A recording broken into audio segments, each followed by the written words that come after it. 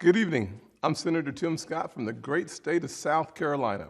We just heard President Biden's first address to Congress. Our president seems like a good man.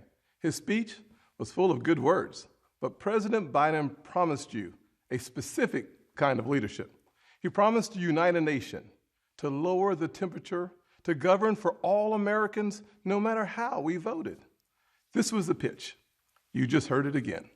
But our nation is starving for more than empty platitudes. We need policies and progress that brings us closer together. But 3 months in, the actions of the president and his party are pulling us further and further apart.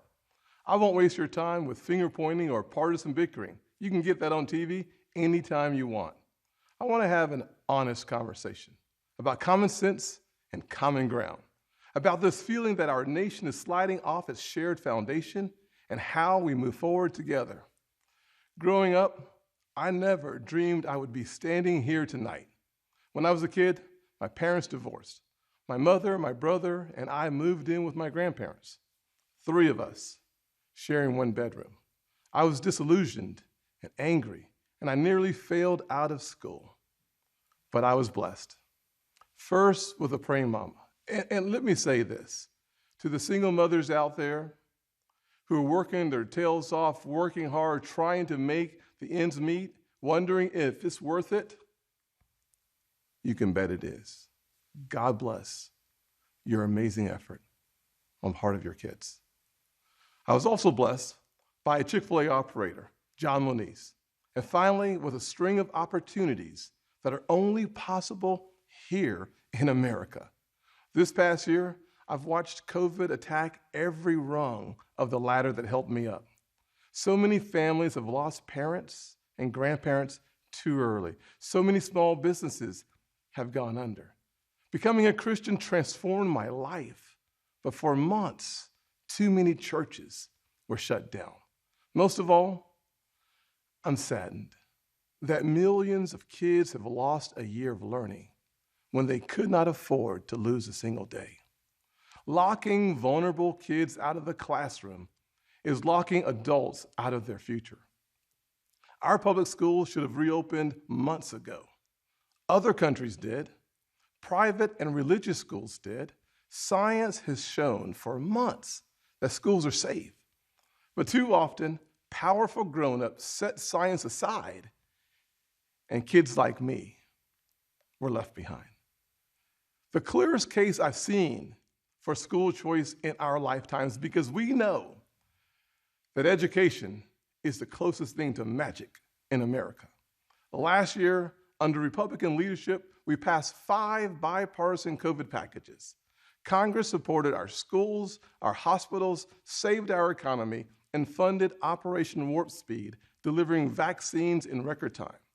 All 5 bills got 90 votes in the Senate. Common sense found common ground. In February, Republicans told President Biden we wanted to keep working together to finish this fight. But Democrats wanted to go it alone. They spent almost $2 trillion on a partisan bill that the White House bragged was the most liberal bill in American history. Only 1% went to vaccinations, no requirement to reopen schools promptly. COVID brought Congress together 5 times. This administration pushed us apart. Another issue that should unite us is infrastructure. Republicans support everything you think of when you think of infrastructure. Roads, bridges, ports, airports, waterways, high-speed broadband. We're in for all of that. But again, Democrats want a partisan wish list. They won't even build bridges to build bridges. Less than 6% of the president's plan goes to roads and bridges.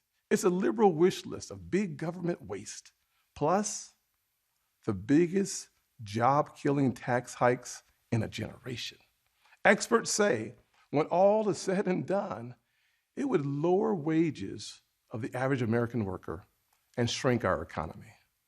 Tonight, we also heard about a so-called family plan, even more taxing, even more spending to put Washington even more in the middle of your life from the cradle to college. The beauty of the American dream is that families get to define it for themselves. We should be expanding opportunities and options for all families, not throwing money at certain issues because Democrats think they know best. Infrastructure spending that shrinks our economy is not common sense. Weakening our southern borders and creating a crisis is not compassionate. The president is also abandoning principles he's held for decades. Now he says your tax dollars should fund abortions. He's laying groundwork to pack the Supreme Court. This is not common ground. Nowhere do we need common ground more desperately than in our discussions of race. I have experienced the pain of discrimination. I know what it feels like to be pulled over for no reason, to be followed around the store while I'm shopping.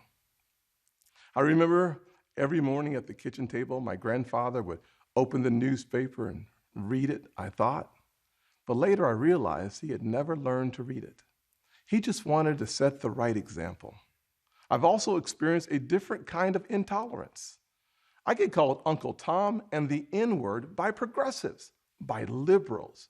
Just last week, a national newspaper suggested my family's poverty was actually privilege because a relative owned land generations before my time. Believe me, I know firsthand our healing is not finished. In 2015, after the shooting of Walter Scott, I wrote a bill to fund body cameras. Last year, after the deaths of Breonna Taylor and George Floyd, I built an even bigger police reform proposal. But my Democratic colleagues blocked it. I extended an olive branch. I offered amendments, but Democrats used a filibuster to block the debate from even happening. My friends across the aisle seemed to want the issue more than they wanted a solution. But I'm still working. I'm hopeful that this will be different.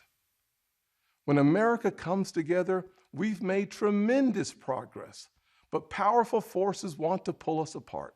100 years ago, kids in classrooms were taught the color of their skin was their most important characteristic. And if they looked a certain way, they were inferior. Today, kids are being taught that the color of their skin defines them again. And if they look a certain way, they're an oppressor. From colleges to corporations to our culture, people are making money and gaining power by pretending we haven't made any progress at all, by doubling down on the divisions we've worked so hard to heal. You know this stuff is wrong. Hear me clearly. America is not a racist country. It's backwards to fight discrimination with different types of discrimination, and it's wrong to try to use our painful past to dishonestly shut down debates in the present. I'm an African American who has voted in the South my entire life. I take voting rights personally. Republicans support making it easier to vote and harder to cheat, and so do the voters. Big majorities of Americans support early voting, and big majorities support voter ID, including African Americans and Hispanics. Common sense makes common ground. But today, this conversation has collapsed. The state of Georgia passed a law that expands early voting, preserves no excuse mail-in voting, and despite what the president claimed, did not reduce election day hours.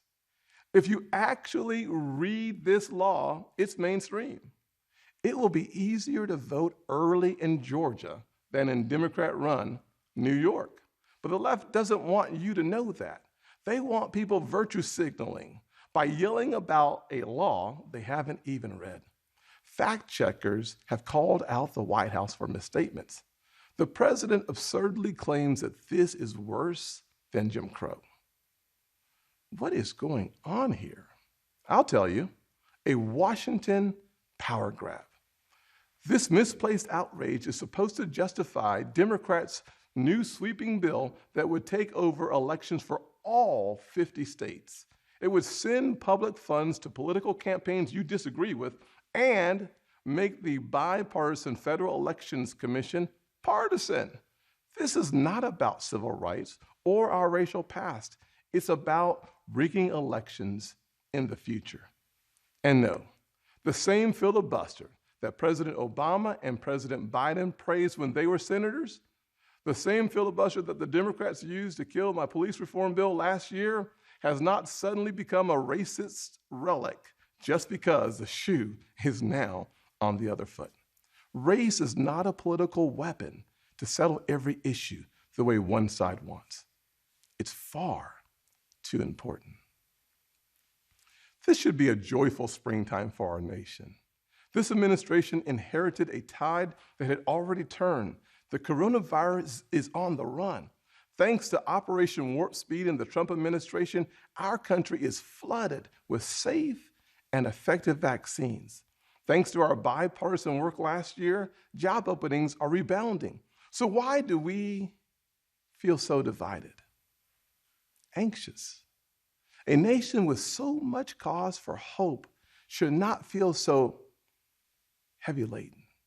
A president who promised to bring us together should not be pushing agendas that tear us apart. The American family deserves better, and we know what better looks like.